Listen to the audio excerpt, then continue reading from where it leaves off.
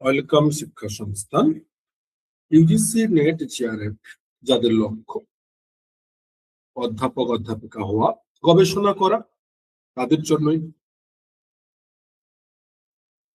শিক্ষা সংস্থান previous year question solve paper 1 এর প্রতিদিন ভিডিও আমরা আপলোড করছি।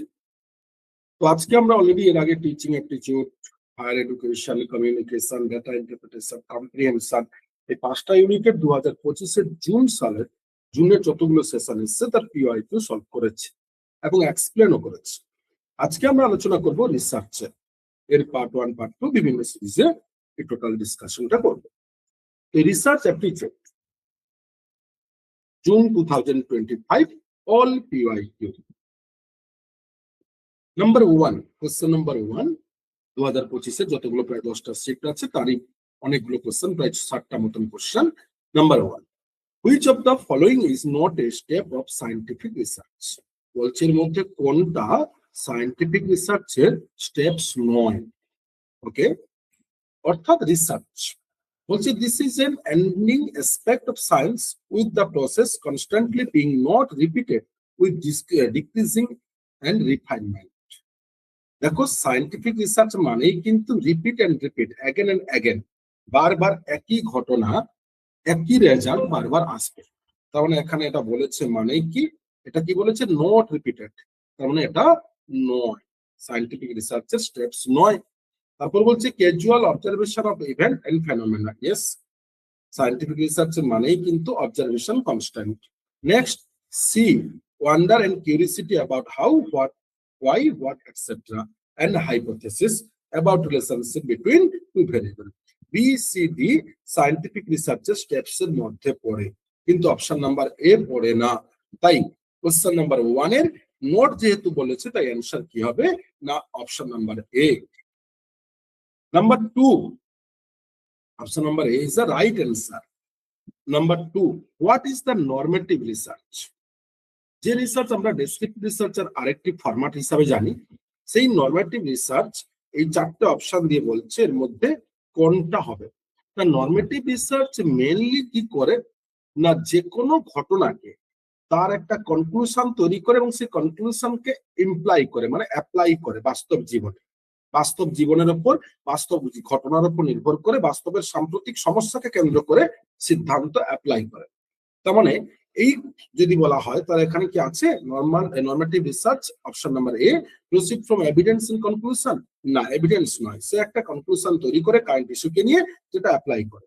এভিডেন্সের কোনো প্রশ্ন নেই, তাই এটা হবে না। নরমেটিভ research raises the issue in such a way that the conclusion is implied. Yes, right.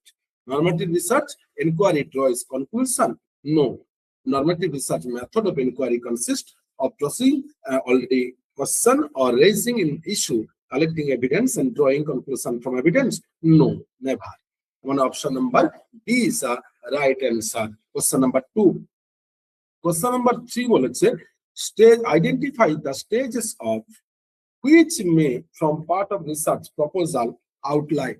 একটা রিসার্চ প্রপোজাল করতে গেলে মূলত কি কি স্টেপস ফলো করা হয়, তার 5টা স্টেপস দিয়েছে এবং নিচে বলছে এর মধ্যে কোন কোনটা হবে।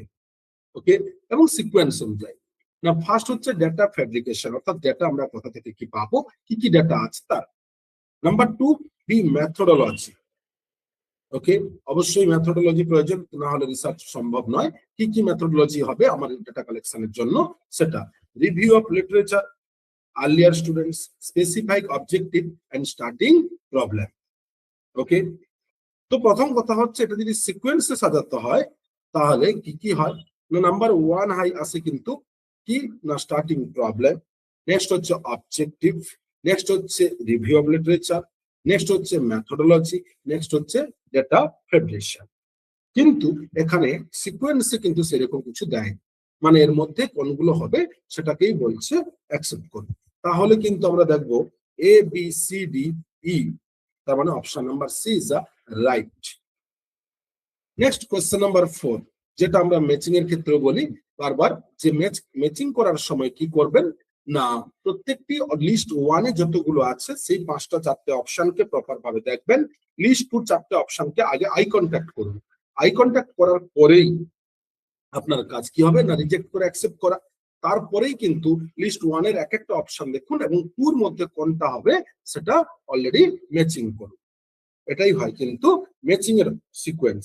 চলুন তাহলে দেখে নি research methodology step by step guide for beginners, কে অথার্স, এই বইটি কে লিখেছেন? না এই বইটি যদি বলা হয় রিসার্চ মেথোডোলজি, না রঞ্জিত কুমার।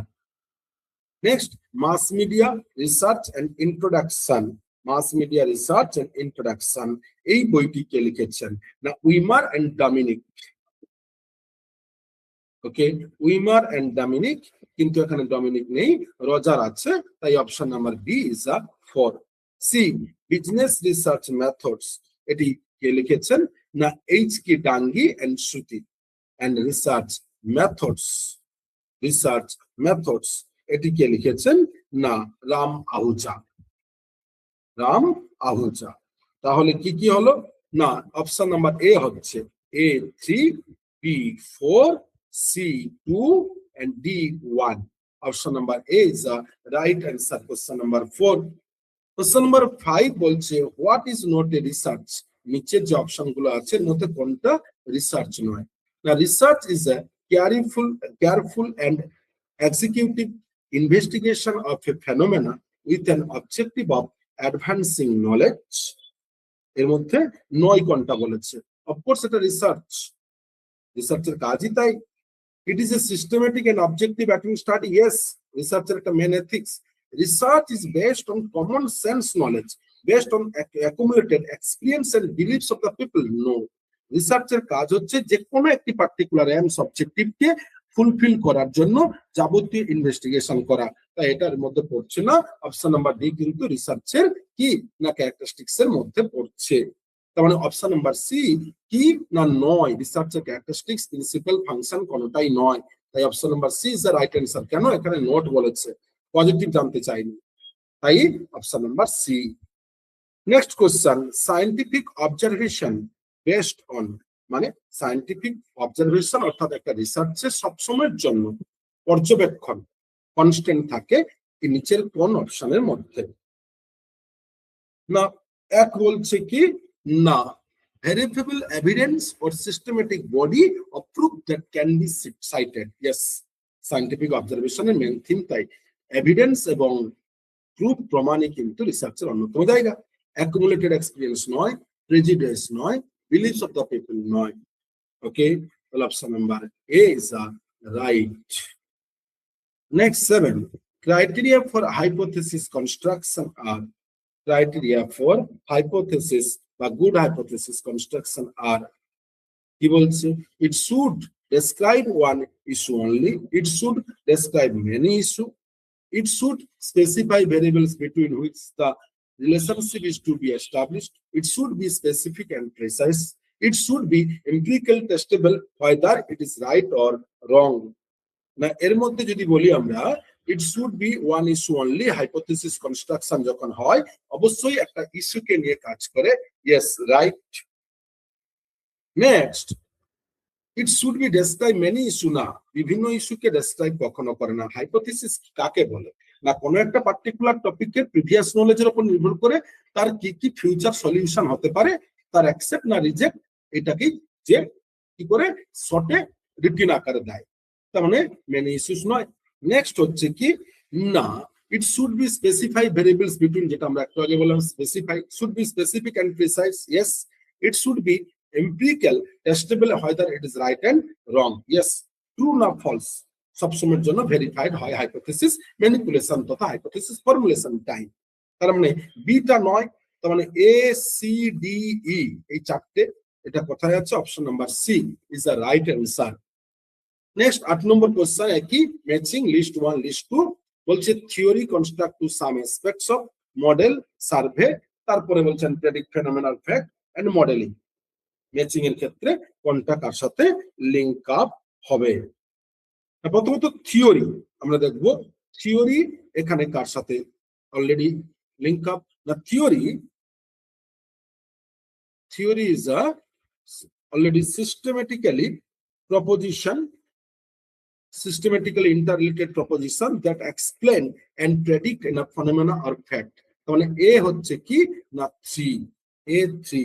নেক্সট কি না বি, মডেল কি করে না generalise the represents of system on objective that is construct to some aspect, yes B1। Next কি না সার্ভে, সার্ভে কি করে না সার্ভের কাজ হচ্ছে it is the data collection technique using questionnaire বা এটসেট্রা, অবজারভেশন হতে পারে সার্ভের ক্ষেত্রে।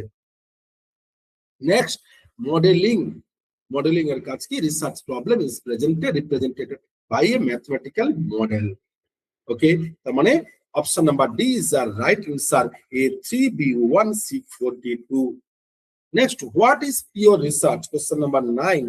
পিওর রিসার্চ কাকে বলে, বলছে it is concerned with search for a way of using scientific knowledge to solve practical problem. Pure research মানেই কি কি করে সায়েন্টিফিক নলেজ এবং প্র্যাকটিক্যাল প্রবলেমকে সলভ করে না। পিওর রিসার্চ মানে বেসিক রিসার্চ, যাকে আমরা বলি ফান্ডামেন্টাল রিসার্চও বলি।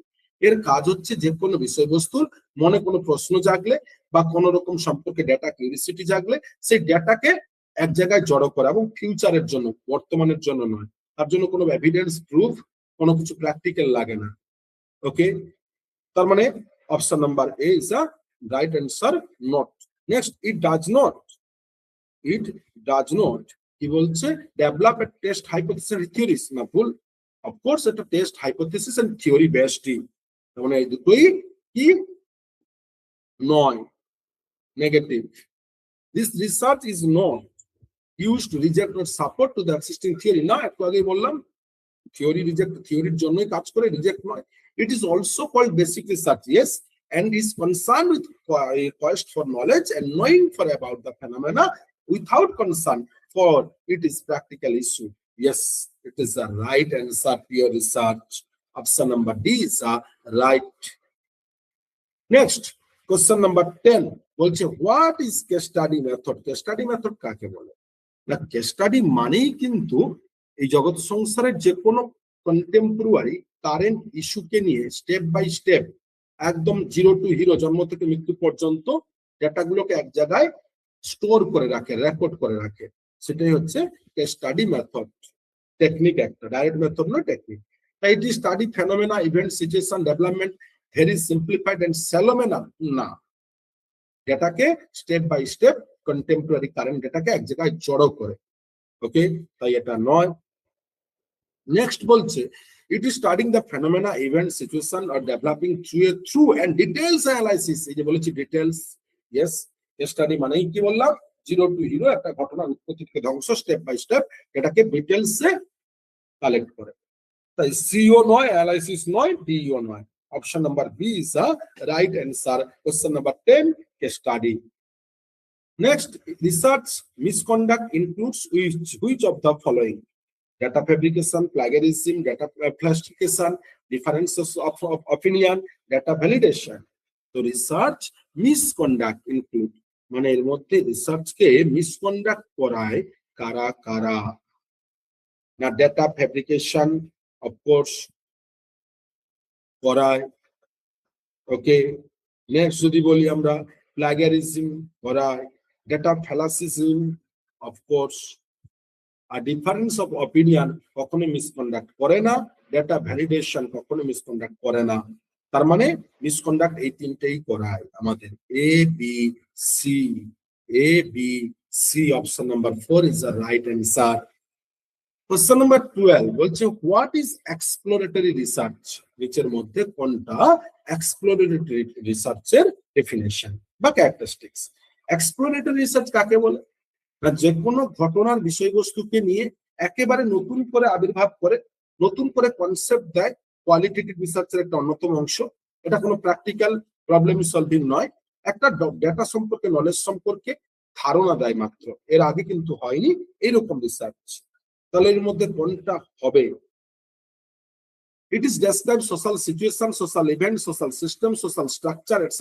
The research observer observe studies and then describe what did it find. No, it is study subject about which either no information, কোনো information নেই, either or the limited information is available. Yes, যেমন HIV বা corona যখন প্রথমবার হলো, কোনো কিছু data জানা ছিল না, সেই সিচুয়েশনে এক্সপ্লোরেটরি রিসার্চ হয়।